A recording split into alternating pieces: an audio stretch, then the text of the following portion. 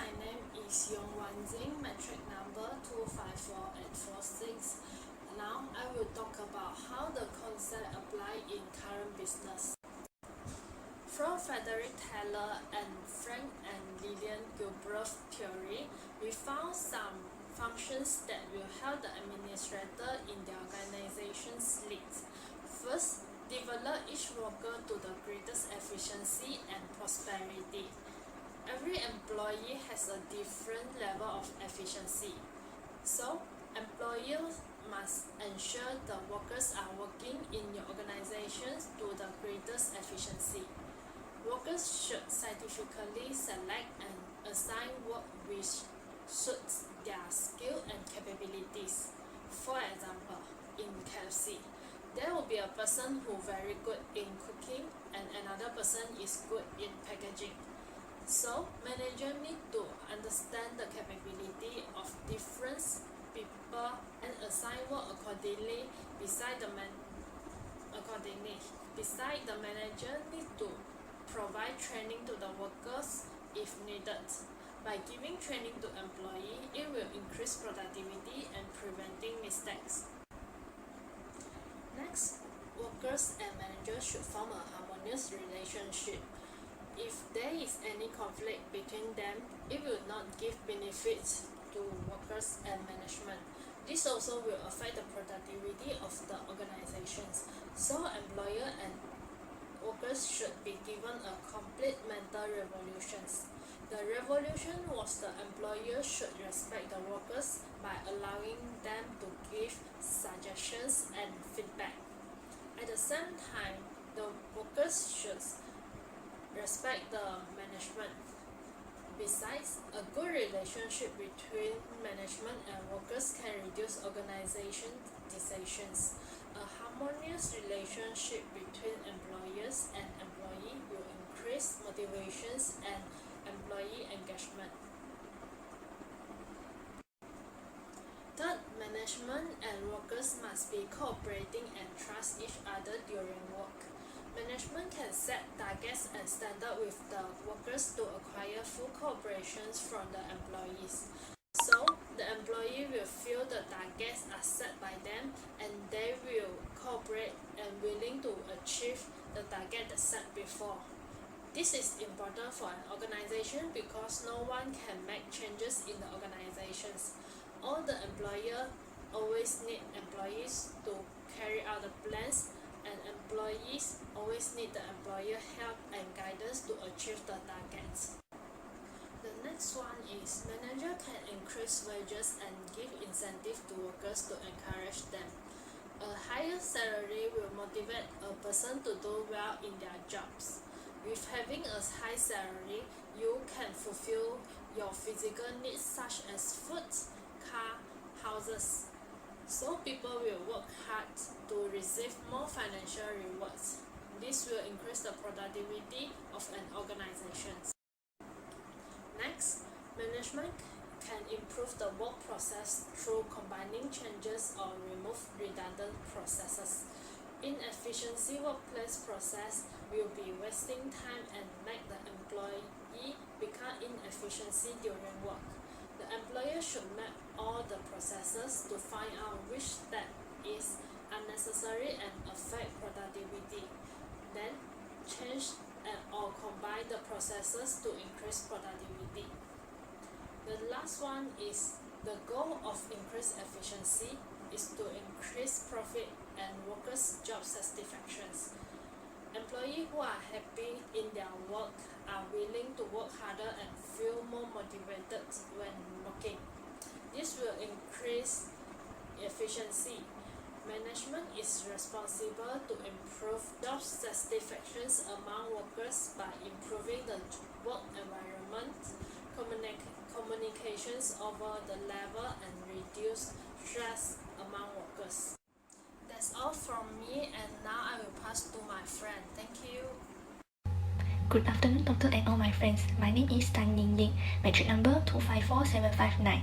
Now I would like to talk about the contribution and benefit of this management theory.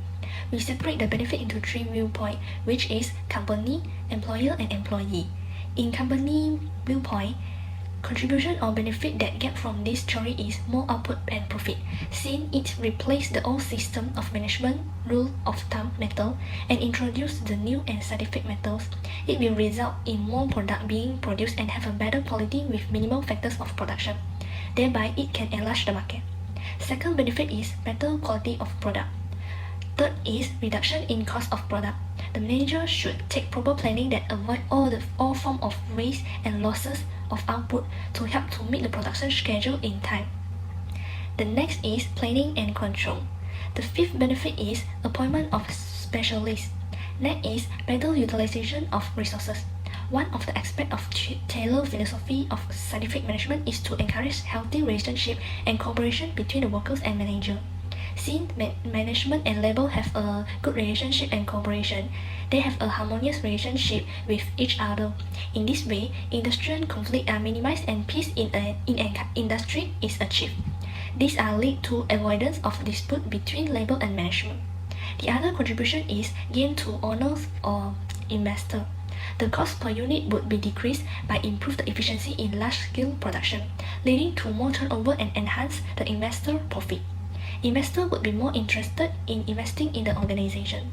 Next is community gains, and the last is customer benefit. Since the cost of production is low, consumer can pay less amount of the money to obtain the highest quality of the product. Therefore, will increase the level of their living standard. Next, the benefit in employer viewpoint is division of work. Today's project management process, which most firms use to handle the massive project, is directly linked to the principle of scientific management. Higher result and standardization have been achieved by breaking a job into parts and making the job as systematic as possible.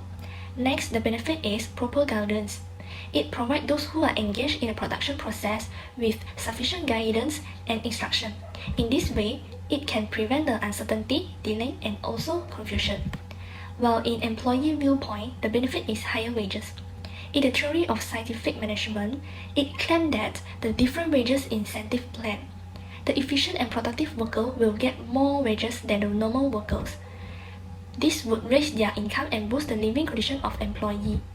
Gunn promoted the plan that modified by Taylor, a fair day's pay for a fair day's work. Gunn hoped to establish a standard period for a job.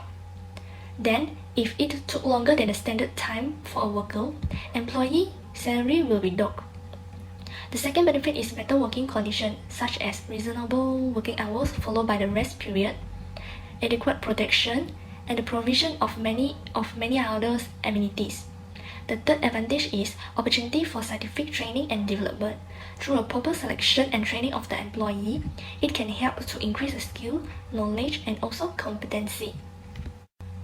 Besides that, we also separate the criticism of this theory into three viewpoints. In company viewpoint, management takes all the control. Management takes the full responsibility related to the control and planning of the workplace operation. Since the manager takes up all the control of the employee will lack of the creativity, and they need to repeat the same task. Therefore, it will make their job is meaningless and also monotonous, which can reduce the employee motivation. Second, high cost. Scientific management installation require huge amount of fund due to the introduction of standardization of supplier, facility, resources, and also the machinery, the setting up of work study, and the training of worker. Third is unsuitable for small firm.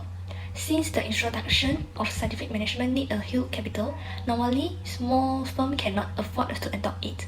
The next disadvantage is overly bureaucratic. And the last criticism is time consuming. Well, in employer viewpoint, it will lose on account of reorganization. The old setup need to be updated and replaced with modern and scientific methods in order to implement the scientific management. All the work has got to be suspended due to the reorganization. It is time consuming as well as costly. Second is difficult in getting trained personnel. The organizations sometimes really difficult to get the qualified workers. And last, time consuming. Scientific management requires the mental revision and complete organizational reorganization. To become a more efficient and effective organization, activities such as research, Standardization and specialization needs a lot of time. In employee viewpoint, the first criticism is loss of individual initiative. The employee are expected to do the jobs in the same style and perform the instruction that provided by the foreman. As an effect, they cannot take the initiative and practice their skill to discover the new working techniques.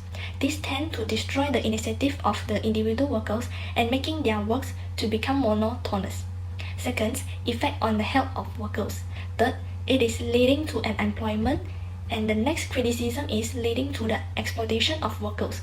The workers claim that they are expected to do the more work and they are not paid enough of the income for it at the same time. Their productivity may be double or triple, but the wages are not increasing in the same proportions. So they may be exploited. The next point is demotivating approach, mechanistic, and for the point of monotony, as we know, Taylor's theories was concerned about the organizational efficiency interpreted in only mechanistic terms. The job is reduced to a much routine by the separation of the planning function and unnecessary specialization. It will give the rise to monotony. This can lead the employee feel boredom because the employee are always do the repeat work. The other criticism is opposed by trade unions. A trade union aims to ensure the better pay, job protection, and other employee welfare initiatives. But under the scientific management, employees are paid and retained according to their skill and efficiency. Lastly, breaks on the unity of workers. The unity of the employee is broken by the scientific management is because the payment is dependent on the individual efficiency. Efficient employee will get more opportunity than the normal employees. At last, it will eventually trigger the discrimination between the employer and employee. In conclusion, scientific management is good for the organization. The management theory can help the organization to increase efficiency, productivity, reduction cost of production, and others. There are also some criticism of the management theory, but the organization can apply operation management into their business to fit the current environment. That's all from us. Thank you.